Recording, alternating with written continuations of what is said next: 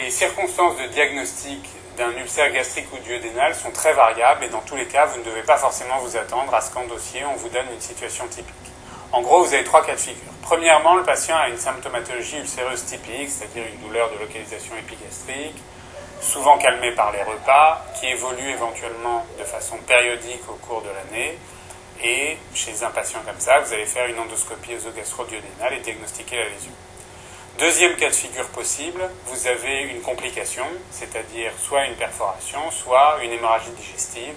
C'est pour ça, dans le cas de la perforation, que vous allez faire en général d'emblée une intervention chirurgicale pour traiter la péritonite, ou dans le cas de l'hémorragie digestive, d'emblée une endoscopie œsogastro-duodénale en urgence, et vous allez trouver une lésion ulcérée hémorragique.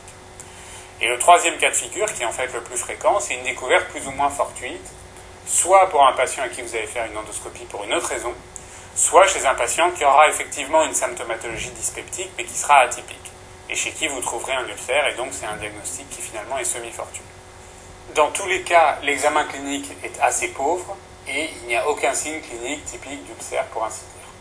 C'est donc l'endoscopie qui va faire le diagnostic positif, en observant une lésion ulcérée qui soit de localisation gastrique ou de localisation duodénale. Au niveau du duodénum, les ulcères sont en général plutôt localisés au niveau du bulbe, c'est-à-dire la partie la plus proximale du premier duodénum. Tout ulcère duodénal qui n'est pas localisé au niveau du bulbe doit faire évoquer un diagnostic différentiel par rapport à un ulcère peptique, c'est-à-dire un cancer ou par exemple un syndrome de Zollinger-Ellison qui est lié à une hypersécrétion secondaire à une tumeur.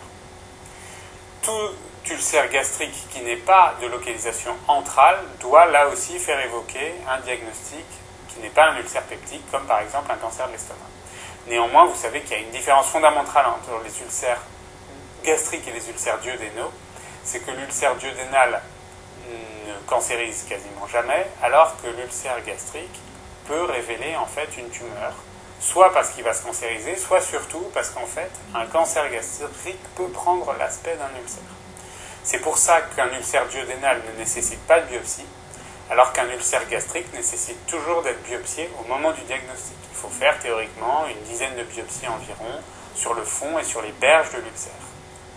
En revanche, quelle que soit la localisation de l'ulcère, il faut toujours faire des biopsies gastriques, c'est-à-dire antrales et phindiques, pour rechercher l'infection à Helicobacter pylori. Donc je résume, en cas de diagnostic d'un ulcère gastro-duodénal suite à une endoscopie, toujours faire des biopsies gastriques antrales et phindiques pour rechercher une infection à Helicobacter pylori, et ne faire des biopsies de l'ulcère que s'il s'agit d'un ulcère gastrique, pour vérifier qu'il ne s'agit pas en fait d'un cancer, alors que les ulcères duodénaux ne doivent pas être biopsiés.